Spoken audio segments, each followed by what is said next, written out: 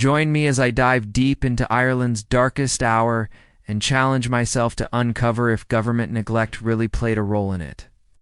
The Great Famine, a period of mass starvation, disease, and emigration, is one of Ireland's most tragic events. It lasted from 1845 to 1852 and had a profound impact on the country. To understand the role of government neglect, we need to examine the historical context. The British government in power at the time was criticized for its inadequate response to the crisis. The country was heavily reliant on potato crops, and when the Blight hit, widespread poverty and hunger ensued. The government's initial response was to establish workhouses, but they were woefully underfunded and underprepared to handle the scale of the disaster. Thousands of people poured into these workhouses, only to find meager rations and deplorable conditions. Many died on the premises, while others were forced to live in squalid conditions. Outside the workhouses, people were struggling to survive, with some resorting to eating anything they could find, from grass to bark. The situation was further exacerbated by the British government's adherence to laissez-faire economic policies, which emphasized non-intervention in the market. This approach led to a reluctance to provide significant aid, despite the severity of the crisis.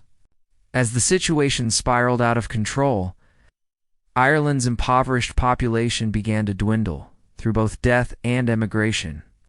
The policies of the time, the economic factors at play, and the societal impact of the government's inaction all interplayed to create a perfect storm.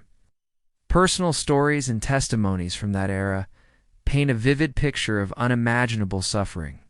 One such account comes from a survivor, who described the workhouse experience as a slow and agonizing death. The economic factors at play were complex, trade policies and land ownership systems contributing to Ireland's vulnerability. Large-scale land ownership by British and Anglo-Irish landlords meant that much of the arable land was used for exporting grain to Britain rather than feeding the local population.